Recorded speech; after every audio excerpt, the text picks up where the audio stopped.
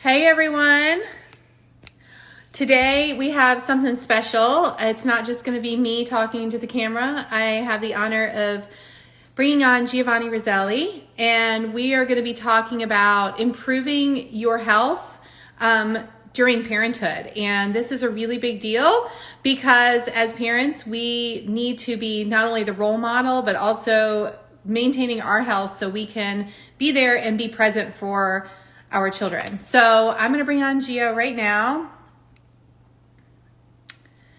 And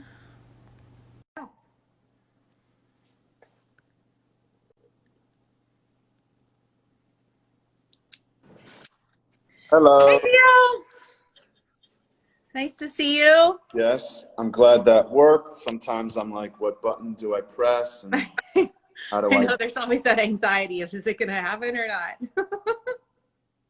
Thank you for having me. Yeah, it's really a pleasure. I have to say that for a long time, really have just admired how you've taken on the parenthood role and the father role, and really are bringing to the forefront like this whole like work hard, don't complain, but take action. And I really want that to come out today and talk about how we apply that to our health as parents, because we have a really important job, not only for our own selves, but also as role models for our kids. Yeah, and kudos to you for everything that you've done in bringing to the forefront and being the super mom that you are, trainer that you are, and I have great amount of respect for you and everything that you're balancing and doing and bringing to the forefront as well. So this should be a good conversation. And as you mentioned with the father and the dad stuff, I never you don't know what to expect when you become a parent for the first time, and I never realized how much I love being a parent and being a dad. Now, obviously, there's some things that, some days are a little easier than others. Yeah. But I never could have fathomed or imagined, the emotion that this gives you being a parent and the love and just the, everything that comes along with being a dad or a parent. So I'm very open and willing to discuss things, and I'm very proud of the fact that I am a dad. I think that's just tremendous. And I love that so much because when I started in this space after I had the first set of twins, like I had no idea what I was doing, but I really, it was such a joy and it was such a pleasure to just be able to be in that space with these beautiful creatures that, we created. But what I saw online and a lot of what was being promoted was like a lot of the complaining about parenting. And those were the voices that were being heard the most. And it was more like the kind of the woe is me, it was either about like body shape, especially for women. This is what's happened to my body, or like they're driving me nuts and all those things. And I just couldn't wrap my brain in that direction of thinking that way because there's always a solution. And then I thought, well, maybe people don't know the solution. Maybe they're looking for where they were, which is when you become a parent or after you have kids, especially for women, you're not going to be where you were, but you're going to be able to be in a place where you are with a better presence. And it's a matter of how do we bring that to light. And we shouldn't be where we were before, Right. once you're a parent, and that's how we evolve, and that's how we change, and that's how life continues the evolution for each of us. So the fact that your lives should change, your body should change too. It's just the way, but also how you train your body should change, how you your body should change. And I always chalk a lot of things up to just life experiences, right? So we're much better educated now just because we've lived longer than we were 5 or 10 years ago. And that just comes along with, like I said, the life experience that we come through. So, I feel like, getting old is getting old, but getting old, there's something really to be said with getting older and getting wiser as well. Right. And especially now with social media pressures and things like that, and you have a daughter, I have two daughters, it's a really big deal for me to make sure that they have really strong roots in health foundations. And that, to me, because that carries you through everything when you have really strong health principles. And so for me, it was like, how do we establish this within the household so that now, like, when they're starting to leave my little bubble where, you know, they see food in packages and they are like out in society and being presented with different temptations, as those temptations grow larger, how do we still return back to, look, there's a solution to that through, you know, all of the health practices that you've been taught, and how do you carry that forward as they get older? Right. And one of my, you know, I always say that I learn just as much from my clients as I try to teach them. And one of the things that one of my clients always will tell me and remind me of is, they say, little girl, little problems, big girl, big problems, right? So they're like, right now at 4.5 years old, that my daughter is this is the easy problem. This is the easy stuff. But Yeah. when something drops, or, you know, she can't open a can or something like that, that's the easy stuff, you know. Yeah. As she gets older, that's when the bigger problems occur. And, you know, the world we're living in, and, you know, how things are progressing with social media and things of that sort. I'm sorry if there's something loud behind me here. It's okay. That's why I'm talking so loudly. It's okay. And, you know, with everything coming up that they have to face, that we've never had to face before, you know, it's definitely something that I am even more mindful of than ever, because we didn't have to grow up staring in front of screens all day. And look, you know, it's almost like, to play devil's advocate, what are we doing right now? We're trying to get this message across on a platform that we're trying to say, don't stay on too much of, right? Right. But, you know, back in our day, and I guess we're old enough to say that now, you know, back in our day, we didn't have to face, you know, the fact that this is normal. Like, everything that's done is through the phone. Like, if you want to we go to a sporting event, I don't print out paper tickets anymore. I have to go through the app and get the tickets on the phone and then show my phone. So we can't get away from any of this stuff. So, like you said, that fine balance of, you know, how do we navigate through this, through the nutrition, through the exercise, through the body imaging, through all the fakeness that we see with the filters and this and that, where it's, you know, the emotional aspect of all of this is just as important as the physical. Yeah. I worked with seniors the very first 15 years of my coaching career, and it in a hospital-based wellness center, and it was probably the most rewarding because, like you said, your clients taught you things. I mean, just the enormous respect that I have for seniors, and just listening to their stories and watching the ones that really put effort and put, you know, faith in their different nutrition strategies, as good or as bad as they were. Like, they were consistent through their lifespan, the ones that were collegiate athletes, and then just kept on training. And they trained to their capacity. They trained in a way that was sustainable so that they were moving and enjoying life when they were in their 80s. And these are things that I'm teaching my kids now, and I'm sure you're teaching your daughter in her, where she's at, because to me, those are the things that kind of stick around through all of the extremes that are found within fitness, within social media, it's all about the body and physicality of why your purpose behind training, and it just doesn't hold up. And the ones that were like, when I trained my senior women, it was more like, if the ones that were in it just for the weight loss, it was almost inevitable that they would trail off and didn't find success. So the ones that were like, look, I want to like pick up my grandkid and not throw my back out every time, I want to work in the garden, they were the ones that were most successful. Yeah. And I don't know about you, but after doing this for as long as we've been doing this, you can smell a mile away those clients that are going to be tougher to maintain a consistent program with, or they're coming to you and they're saying, I've done this, I've tried this, I've did this, and it's like, I can tell, you know, this is just another thing you're trying for 2 weeks for 1 month to 2 months. And you're hoping that somehow this is going to be a magic trick, and that's going to, you know, that's going to set you off on a right path. And I always found it interesting where someone nutritionally, that they say to me, I just need a little kickstart. Just let me, I'm going to do this 3-day cleanse just as a kickstart. And then like every 2 months they need a kickstart.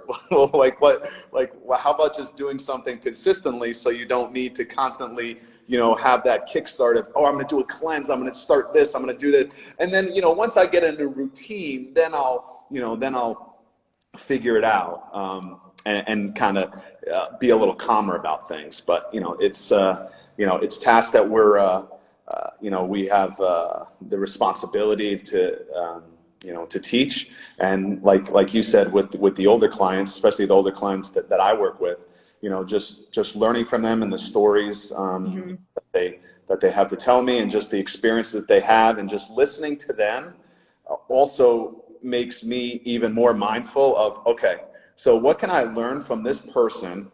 That I'm not saying what they did was wrong, but how can I learn from what they just said? They said this, so maybe it's a good idea to do something like X or Y versus Z.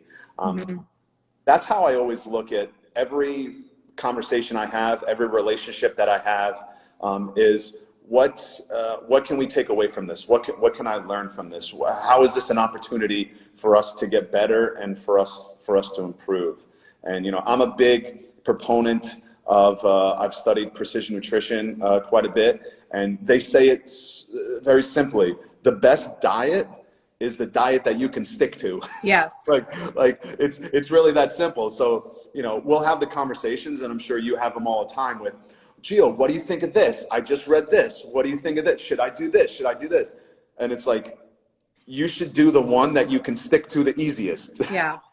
That's the one that you could, that's the one that you should do. And I know we're kind of getting off our parenting tangent right now, but you know, it all comes into play, because then once again, we're models for our children. And as we know, and as we've been told, and then we really realize it when we're parents, like, they see everything. Yes. They hear everything. They understand more than we realize they understand. So when they're watching us stare at our phones, or when they're watching us eating certain foods, or when we say stuff that we don't realize that has an effect on them, like, oh, why would I eat that broccoli, or, you know, whatever it is. And you say that out loud, but then they heard it. So then all of a sudden in their young minds, they're like, well, Dad just said, why would I eat that broccoli? So now next time someone tries to give me broccoli, I remember Dad said, why would I eat it? So why would I eat it? Yeah. So you have to be even more mindful of everything that you're saying, especially in the health, wellness, and nutrition realm. Yeah, totally. And it becomes even more important when we become parents, because like you said, it's the role modeling. So I had a couple questions for you that I wrote out. And so before you start, I think we have a question here. Oh yeah, Sarah. Both answer it. Sarah Jones. So I think this is Sarah. This is we actually wrestled together back in. Cool. So yeah, we're gonna have a wide variety of people joining this. She says, why do you think people self-sabotage when it comes to eating well and exercising? My initial response, and then I'd be interested to hear your thoughts, Amy, is I think it's the bombardment of information, which is making everyone a little more confused. And I'm not sure what I should do. Should I eat meat? Should I not eat meat? Person said eat grass-fed and it's good for me. This person said eat a vegetarian and eat a Mediterranean diet and this or that. So I think there's so much information that we end up self-sabotaging ourselves in that respect, or we don't know who to trust, or we're trusting people who are, maybe they mean well. Maybe they're like, hey, you should try this. It worked for me. Guess what? I'm not you. And you don't have my body. You don't have my chemistry. You don't have my history. So what exactly worked for you, what made you perfect, and what made you lose 10 pounds and decrease your body fat may not have any effect on what you did, what it did for me. So, I think that's a lot of how we kind of sabotage ourselves. I agree. There is so much information to filter through, and seems like more and more all the time popping in, especially like as quick fixes come in. For my population, a lot of it comes back to, can I sustain this? Or the fear of this taking on a new identity where they've had this other identity that was safe before. So if they've lost a certain amount of weight and then they're fearful of being new in that space and not knowing how to be in that space, or they have other people that are trying to drag them back into a different space where they were before, that can lead to self-sabotaging. Very much so. With my population, with moms, like middle-aged moms, really happens all the time. So it comes back to, like, for me, like really anchoring, what is your purpose? What is your purpose behind this venture, this health quest that you're on? Like, it can't be weight loss. Yeah. As the only one. And I think, you're basically saying this without saying this, when you're in it for the long haul, you know, it's much easier to realize that the tortoise beats the hare, and the small little steps that you're taking and you're making are going to, 5 years from now, 10 years from now, 20 years from now, have that positive effect on your body, your life, your relationships, your emotions. It all comes into play. So it's the small steps that really add up. You know, as I've gotten older, I've also realized that all the cliches that we're told and that we hear, most of them are really true. Like there's a reason why we hear all the cliches over and over again, and we hear the same, you know, stuff over and over again, because they end up true. And the older you get, the more you realize that, yeah, in the end, you know, the tortoise does beat the hare. Yeah, totally. Totally. And that puts a better message to our kids too, because especially like for me with daughters, I know, like, I wouldn't want to ever weigh or measure my food in front of them. Like, I think that is the most toxic thing you can do in front of a child, because it's like, how do you even answer that question? Why are you weighing what you're eating? Imagine how foreign that looks to them. So getting these messages across to parents and understanding that this is so foundational, especially in our world now, where we feel like saying, like, okay, so saying this without saying it, that certain interventions are building health, where we're like telling our kids they can only, you know, go out for recess for 20 minutes at a time, when we should really be giving them 3 times as much recess instead of promoting other measures, in my opinion, to build their health or their capacity. But before I branch too much on that dangerous topic, thinking about, like, what are some top ways now that you're role modeling health in your family beyond exercise and eating healthy? What are some top things that we can do? Yeah, so I mean, one thing I've tried to do very well of is I've literally become like the event calendar dad, where I literally try to find every single potential event in the area that, and I'm not saying like a race event, but any type of activity where we can go, where there's sunlight, where there's vitamin D, where there's other people, where we can be social, where we're doing things maybe for motor skills, where it's, you know, painting or knitting, sewing, or maybe it's going for a walk through a pumpkin patch during this time of year. So what I try to do is I'm very cognizant of what's going on around me that we can benefit from individually as she's growing up, and then as a family as well, where it's you know, different types of experiences. I'm very much into experiences versus material things, right? I'd rather spend X amount of dollars going somewhere and paying a decent premium price for that smile, for that wow. Just for example, this past weekend, we went to our first football game together, where I wanted her to experience, you know, what it is to be in a stadium and the roar of the crowd. And, you know, there was the mascot there, and we got the picture with the mascot, all this stuff. So I'd rather go out of my way for experiences and pay a decent price for that versus, it's a cliche, right? Buying the Barbie, or buying, not that she has a Barbie, right? But she doesn't have, I don't go out of my way to buy X, Y, and Z for her and just have a gigantic playroom right? I'd rather have the experiences versus the playroom. Oh, that's great. And that speaks to so many different things, especially that you're strategically placing, like putting sunlight, putting movement. Like if you go to a pumpkin patch, she's got to bend down and pick up the pumpkin, and you have to walk around. You guys have to be active, and she has to touch the pumpkin and feel the pumpkin and bend down and squat down. And just like not only that, but like the visual, the depth changes with the eyes. She has to look through the field and look at the pumpkins down through the field. And yeah, that's huge. And you know, with parents too, it can get overwhelming with, especially this time of the year. I know we've shifted away very much so, like Santa brings one gift, mom and dad bring one gift, and then we go somewhere because it's so much stuff, and you really, it means nothing versus going and doing the things together, the active things together. So that's huge. And it does stretch beyond like your typical, like, because it can be stressful trying to get your kid to eat healthy, or everybody, let's go exercise together. Let's go for a walk, versus like making it an event. You're going to get a lot better buy-in with that. Yeah. And just for an example of that is, I joke, there's one question in my life, at least, that I will always say yes to. Right? And this is like, drum roll, please. When my daughter asks me, Daddy, will you dance with me? Everything stops. Everything stops. If she walked in here right now, Amy, and said, Daddy, will you dance with me? She's not here. That's why we're able to do this. Yeah. But if she walked in here right now and said, Daddy, will you dance with me? Amy, I got to go.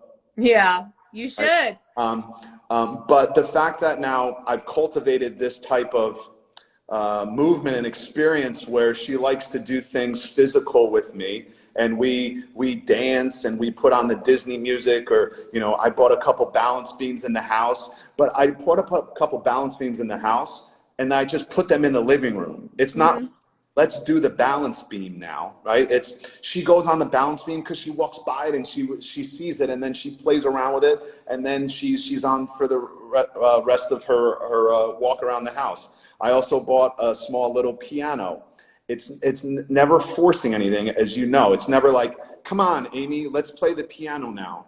I wait for her to go to the piano. She turns it on herself, and then she starts playing it, and then we enjoy it, and then I encourage her from there. So I'm giving her the autonomy to discover, you know, what she likes to do, when she wants to do it, but I'm still creating the environments of what I want her to do, right? I want her to go on the balance beam. I want her to play the piano. I want her to do stuff like that. I don't want her to have the iPad there. She just knows how to turn it on and press play and just stand there. She doesn't have access to that. So yeah, at this point in their lives too, only giving them the availability of what we want to help, you know, create.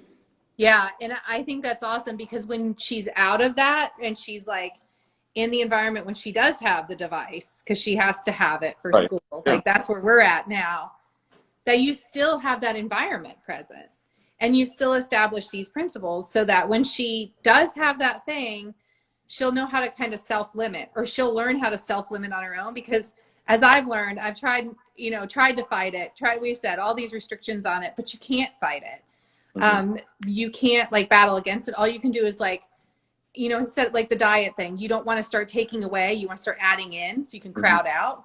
So like same thing, you want to start just funneling in like all those principles from when they're young, movement, like sunlight. Think about the strategies, because also then, you know, if they have something like, if they have a headache or something, well, how much water did you drink today? Have you been out in the sunlight? Giving them full ownership of being able to take care of themselves, even at the young age, and they can do that. Right. And have you been on your balance beam today? Your foot hurts. Well, let's work that foot. Let's turn it on, you know, like right.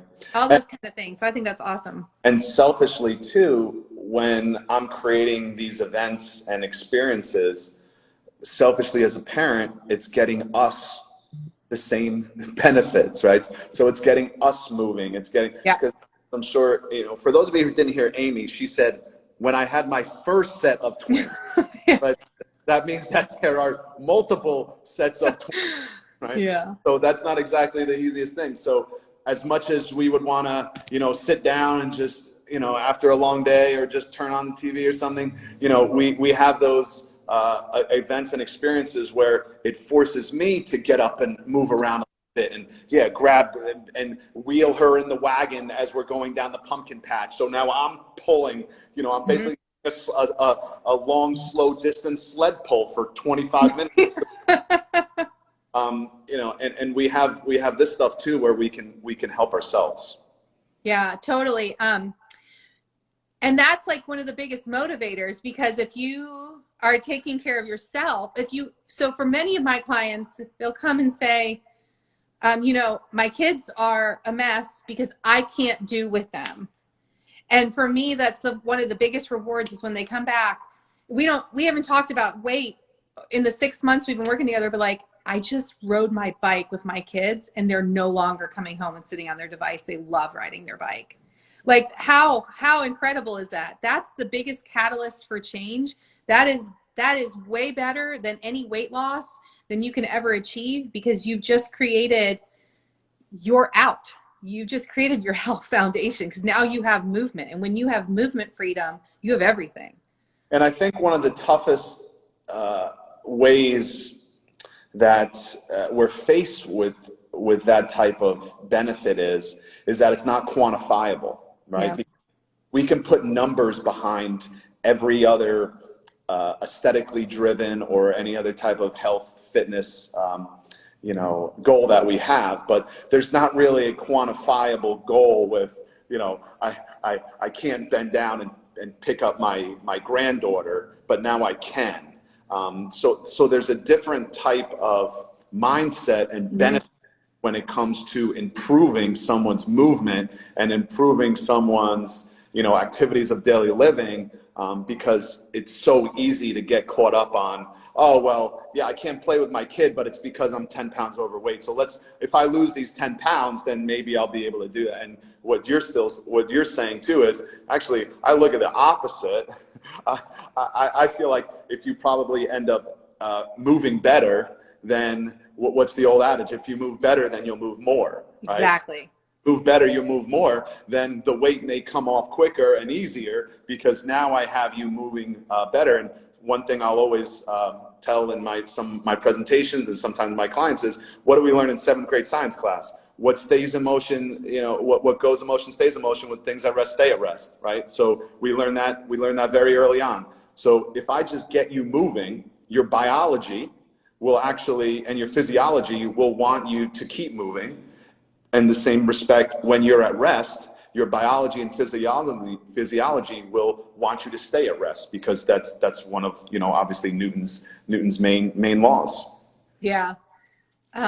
It's so powerful. I think it's one of the greatest gifts of being a coach to impart that, because it's a chain reaction, right? Gary Gray talks about chain reaction. It is a total chain reaction. So you change that mom who many times holds the household, right? A lot of times it's how it is. She shifts everything. And, you know, and then of course dads too. If the dad can engage and the dad is a role model, and if the dad can't do, and it's so powerful. And I think that unfortunately we talk about, we can't pick up your grandchildren, but a lot of times, I mean, my clients are getting younger and younger, and I can't pick up my kid. Like that to me is where we're headed, because things are so extreme. It's the 1-a-day workout, or like you're trying to do, like, you're going from sitting on the couch and your knees hurting from walking across the room to CrossFit. And it's like, let's just start moving, and let's start changing things progressively in a sustainable way, so that we can be there and be present in all aspects, which leads me into another question. Like, what is the value of staying healthy in your mind and body as a parent? How does that contribute when the inevitable stressors arise? Like, so 4.5, you probably don't have big, huge things yet, but you know, just in your long time of being a coach, working with clients, where parents who have lost control of their health and have cloudy thinking, poor digestion, they feel like crap, their bodies, they don't like how they look. So it leads to just this chronic low level of frustration and this like agitation. So when kids have issues, and their issues are really, their emotions are like really big because they have like the ping pong brain, right? Then they lose their noodles, and you can't you can't be the parent that you want to be, which is coming from, again, back to our roots, this health foundation that we've lost. Yeah. And, you know, it's the cliche I'll use here is you have to control the controllables, and you just have to really, you can't stress and you can't focus on the things that are literally out of your control. And I'm sure you use this analogy many times, but what do they say when you get on an airplane and the air mass, the oxygen mask drops down? What does it say first? Please put on your mask before assisting others. Mm-hmm. So you have to prioritize. You have to prioritize yourself, and you have to control anything that you can control. In the end, and I'm not saying anything we haven't heard before. You are controlling what you put in your body. You are controlling, you know, your movement or your lack of movement throughout the day. Which is why, cheap plug, we have 7 movements. Right, which me and you are grateful to be a part of, where every day at 1 o'clock Eastern time, we give everyone the ability to get up. Day's already half over, body's a little tired. Mm-hmm. You know, that's when 2 to 3 o'clock, everyone starts to get a little sleepy. And we have this seven movements, where it's just intermittent movement throughout the day, where maybe that's where we should be going more towards, versus the, okay, I am going to work out for an hour, and that is, I'm a robot, and that will take care of the rest of the day. You know, which is, quite honestly, that's been hard for me to grasp, because especially as I did a lot of bodybuilding and just a lot of traditional, you know, strength training and working out my whole life, it was, this is the time I work out, and then this is the time I don't work out, right? And when I take a day off from exercise, then I'm not exercising. But when you become a parent, when you become older, you know, things should shift. And we're lucky that we're in the profession. So we have kind of a leg up, so to speak. But, you know, I'll often joke, and I've said this in 7 movements before, that once we get to a certain age, we stop referring to our body parts as left and right anymore. We start referring to our body parts as my good side and my bad side. This is, you know, clients won't say my left shoulder, my right shoulder. Clients will say, oh, that's my good shoulder, or that's bad shoulder. So with that being said, you know, something legitimately every day, whether that's, you know what, I'm gonna force us to go to the zoo, and it's just half for my daughter, but also half for me, because it gets me up and we get to walk around the zoo for an hour. And guess what? We just walked 1.5 miles at the zoo. So I walked 1.5 miles more than I would have if we just said, let's go in the playroom and let's do something where we don't have to be outside or move at all. So, you know, finding these little strategies that trick both of us into being a little healthier, and, you know, the more tricks we have, the better. Yeah. And that's such a great, I love that, to trick yourself into it, because especially with moms postpartum, and like postpartum is for life. And usually, like, we think that first year is hard, which it is. You're tired like all the time. And then you have like the second year where like the baby's still cute, but people have moved on to the new baby that arrived, and you're not getting all the stuff and attention. And then third year, it's like, what happened? You had a baby? And then that's when a lot of things hit, and when your body just feels completely a mess. So sometimes you do have to trick yourself into it. And we think we need all these elaborate programs, when you just need to start building progressively and consistently. And if we take the focus off of the aesthetic and stop worrying about how our butt looks in tights, if our arms jiggle, you know, do we have anything hanging over our pants? You know, nobody likes that. But if we start with that as our focus, instead of being able to, like, every day I'm going to do something great and get in the sun, get in like solid nutrition, and start building a consistent habit loop, you'd be surprised, like, all the amazing things that happen, the connections you start building with your kids, which decreases chronic stress, which improves your digestion. So you're absorbing all those great nutrients.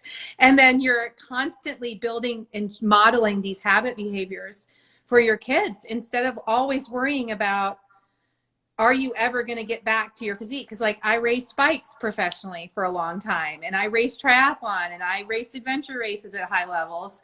And for a long time, I, like you, like, I was like, how do I do this? How am I going to train? Like, how do I get back to where I was? So it's like an identity shift. But once you own your new role and you see how important your new role is and how much more important it was than, you know, before, it's a pretty awesome shift. Yeah. And I know you're familiar with Anthony Carey. Yes. And I'm totally going to butcher this, but I saw him do a presentation where he literally talked about the snowball effect of just moving a little bit better, right? And I said kind of moving better, move more. So if you're maybe in chronic pain, right, and then you are able to decrease that pain slightly, you'll want to move a little bit more, and then you'll be willing, hey, you know what, it's a nice day outside, you know, let me go walk out, let me put out the trash today instead, or let me just feel, oh wow, it's a nice, so, and then from there it's, oh, okay, maybe I'll just go for a walk, or maybe I'll ask the neighbor or my spouse, hey, let's go for a walk around the block, and then you get more vitamin D. So when the vitamin D comes, there's a benefit to that. And then once you start feeling better, and then you and your spouse are like, hey, we're going for a walk. Hey, why don't we invite the neighbors? Or you know, why don't we invite the neighbors over, or why don't we go this? So now you have the socialization aspect, right? So now you have the movement.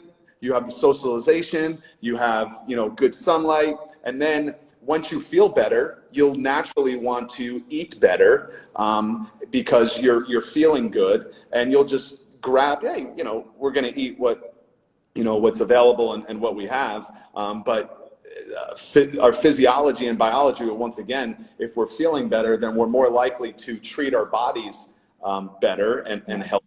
So then that whole snowball continues just from the fact that we're in a little less pain or in a lot less pain now, which is, you know, partially what our job is.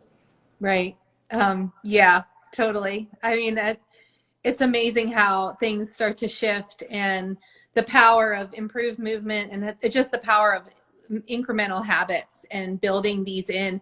Because what's harder, like willpower? There's no such thing as willpower. Just throw the willpower out, especially when you have kids and you're juggling so many different things. And then if you're working and you're trying to maintain a household, and you're trying to cook and source food and keep the house, you know, organized, and then take care of yourself.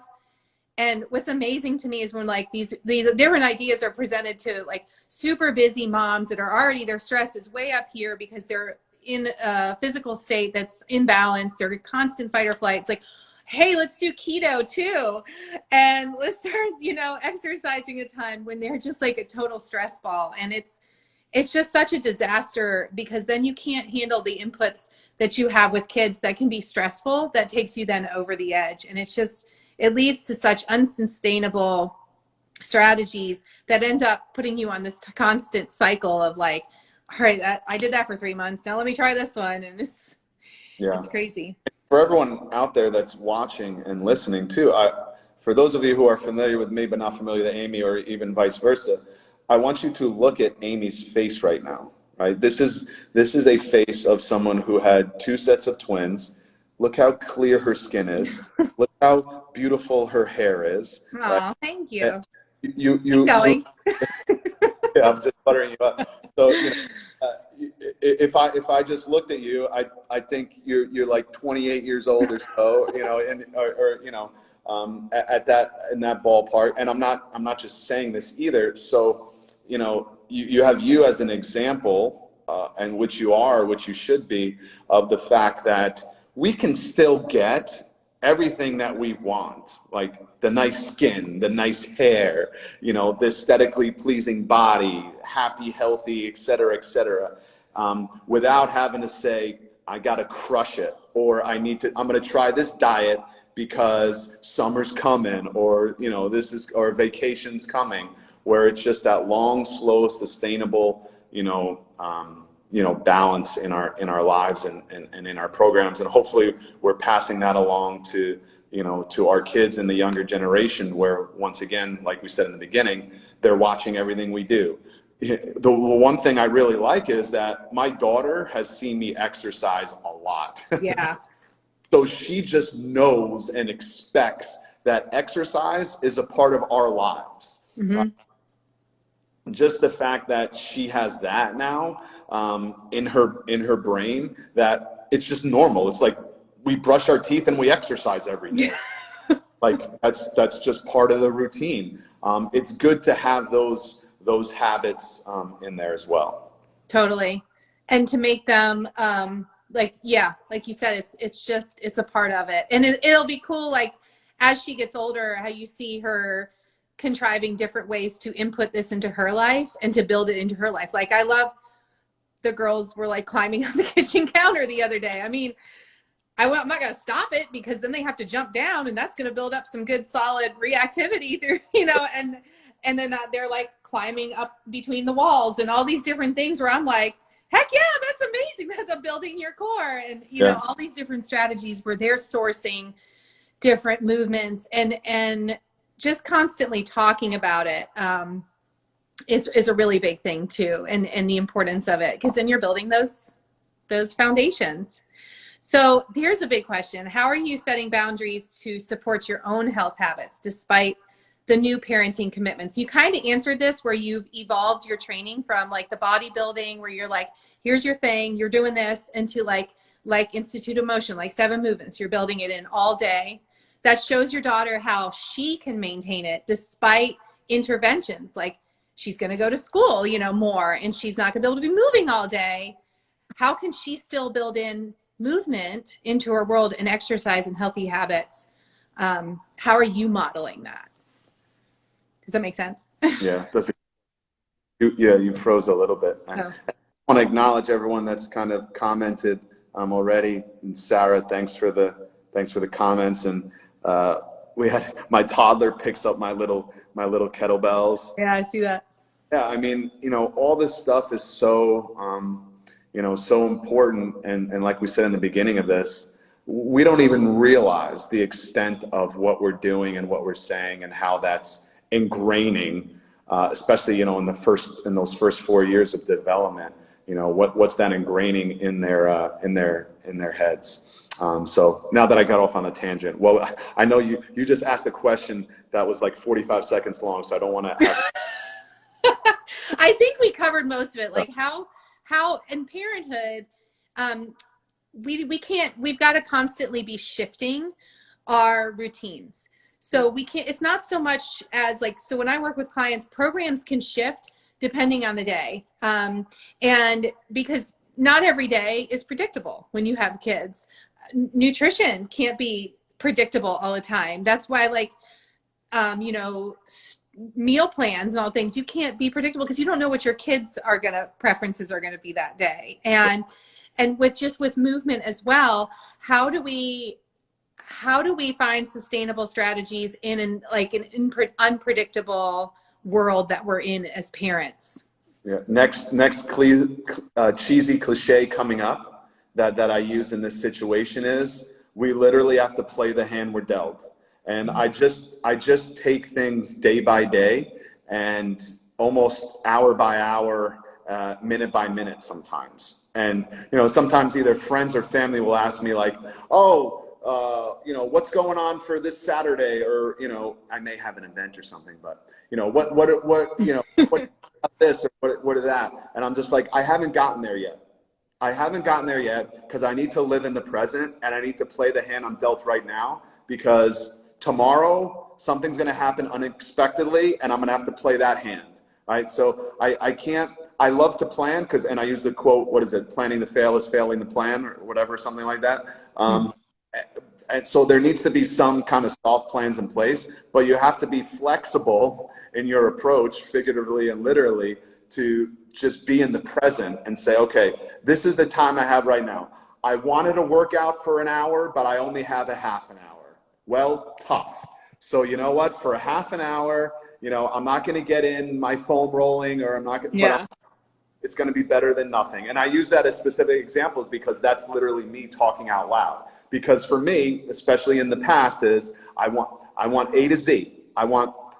If it's not A to Z, then it's not a full workout. It's not a whole thing, and it's a waste. I didn't work out. But in the same respect, this is the hand I've been dealt right now. This is what I'm planning. This is what I have. I have an hour before I have to pick her up at school. So you know what? This is all I got, and you make the best of it. And as I'm sure as you can attest, being a parent, you start to make the best of situations, and you make the best of everything, because a lot of times things don't go according to plan, and most times things go according to plan.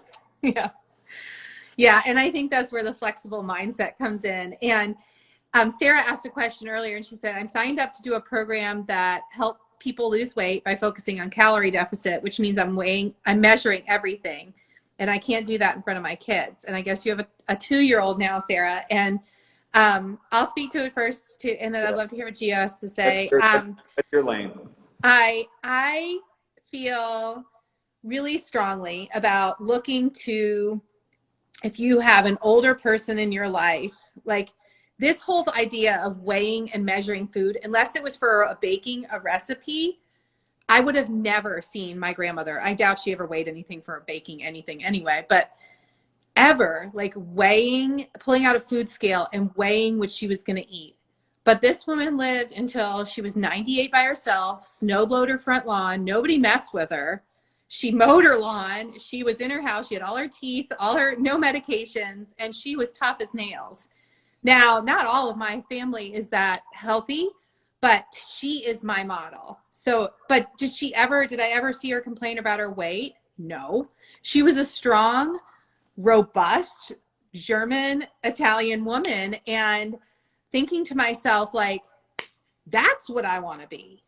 Like, that's what I want to be. So if you've got to have parameters other, Sarah, than your physical self. Because if you wrestled with Gio, I'm imagining your training, your physical state had to be pretty intense, like your physicality and your leanness and all that had to be pretty controlled.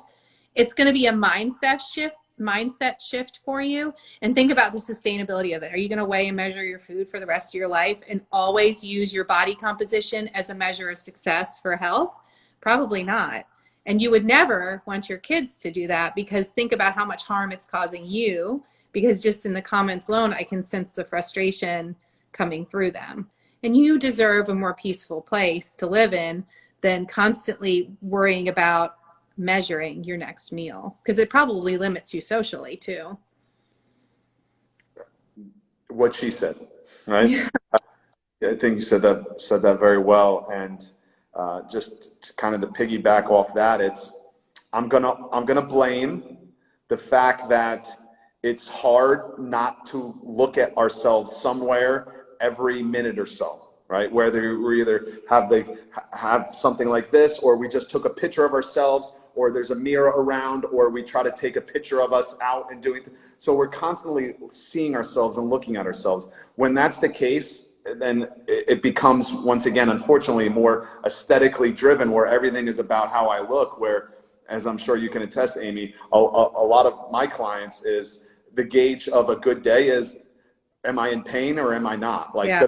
Do things hurt or do things not? When things don't hurt, it's a great day. Like, maybe I'm 5 pounds overweight or whatever it is. And I actually just saw a research study that says actually having a little bit more weight as you get older is actually helpful for you. That's maybe another conversation for another day. But yeah, and it's easier said than done.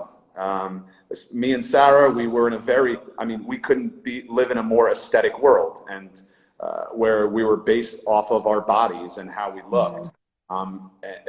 And there's a lot of individuals that are like that, where they were either athletes when they were younger, and things where everything was, how we looked. But, we have to slowly, transition away. And I think sometimes life forces us to change too, where, I'll use the example of, if that shoulder's bothering you a little bit, and you just avoid it, and you're just saying, it'll go away, or, that's what happens. And then all of a sudden, you're going to be forced to take care of that shoulder one way or another, right? Yeah. I think sometimes we're, you're overweight, you go to the doctor tells you you're diabetic, this or that, then you start exercising. Unfortunately, it may take something like that for the flip, the switch to be flipped on as well. But, a lot of this stuff, is once again easier said than done, Sarah. So, you know, just continue to, you know, evolve and do the best you can with, you know, getting out of the it's all about how I look. Yeah, I agree. And you're gonna have to change your circles. You know, just like toilet bowl cleaner can be toxic, people can be toxic too. And if the environment that you're in, like, has got toxic fragrance, toxic chemicals in it, that's putting you in a place that's making you feel less than because of how your physical function is, then, and you want out, then get out. Shut the door on it. Go in a different space. Yeah, you reap what you sow, right? And you become a product of your environment. And how many cliches have I used with just that, right? But it's all true. When you hang around with people that, and I'm not saying this is the case for any of us, but when someone hangs around with people that are negative, you become negative mindset. When we around people that are constantly worried about how they look, we are worried about how they look. So yeah, be very careful of the circles that you're keeping and that, you know, and that you're around, because that, you know, what do they say? You're a product of the 5 people closest to you, whether it could be friends or family. So the 5 people that are closest to you, either friends and or family, have molded you, whether we realize it or not, into the person, you know, person that we are. So choose carefully, as they say. Totally. And it all relates back to it. All right, I got one more. Okay. How can understanding the social pressures now of nutrition, this Slack attitude that takes me to a whole nother level of frustration, this, you know, I leak a little when I run, or my kids are driving me nuts, I just gonna like sit and drink wine, using alcohol to soothe stress, and the cop out of getting older. I'm just getting older, I just can't do it anymore. How is that impacting or accelerating our aging process? You got another hour here? That's not a good question to close with.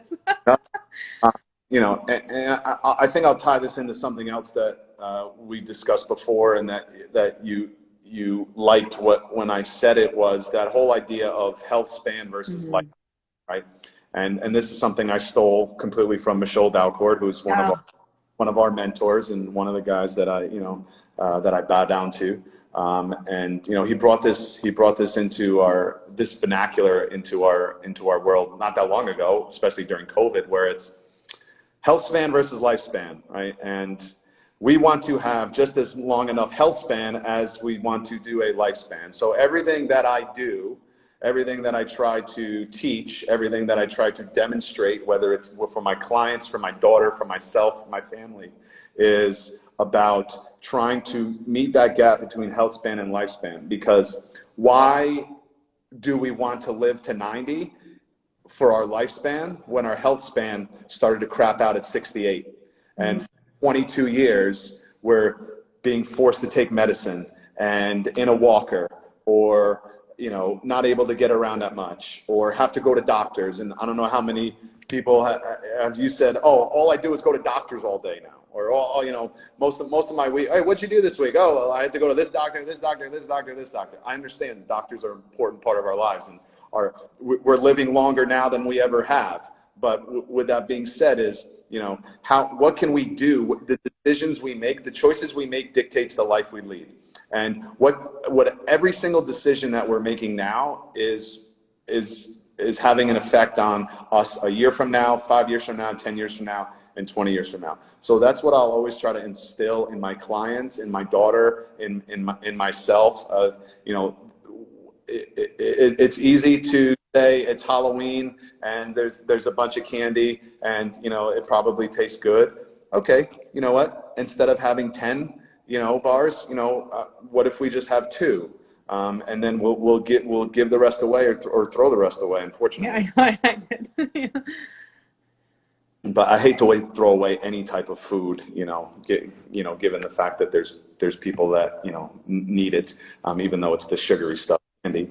But you know, it's something that I always try to think about, that health span and the lifespan, and what can we do to meet that. Because I've seen way too many individuals, you know, in their starting in their 50s, that already aren't on a good path, and they almost have half their life to go. And then then we hear the old, "Oh, don't get old. Getting old sucks." Like, it's inevitable. But and I don't want to hear that, because that's not really motivating to me. And with the strategies that we know as health coaches, there are so many tools we have in our toolbox that can help slow that down and to increase our health span. That it's a much more intelligent battle now than it has in the past. Right. That's so awesome. That was such a great answer, because I think that's the main thing. So if you guys are watching and you're looking for a health coach, and you're 40s, like we're in our 40s, you're 40, right? Yeah. Thanks for letting everyone know. Well, I'm 42. So if you are, start looking for coaches that are really speaking this language.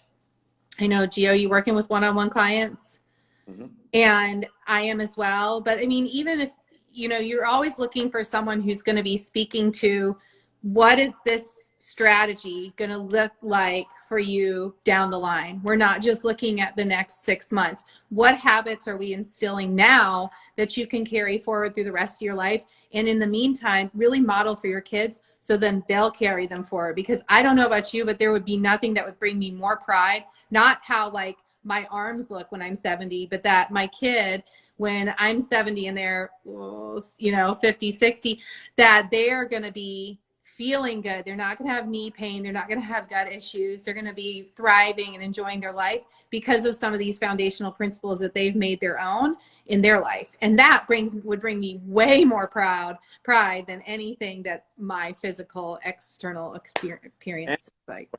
70, you're able to, hey, you want to go, maybe they're going to college in California. You got to get on a long plane ride. Do you even have the ability to do that? Yeah.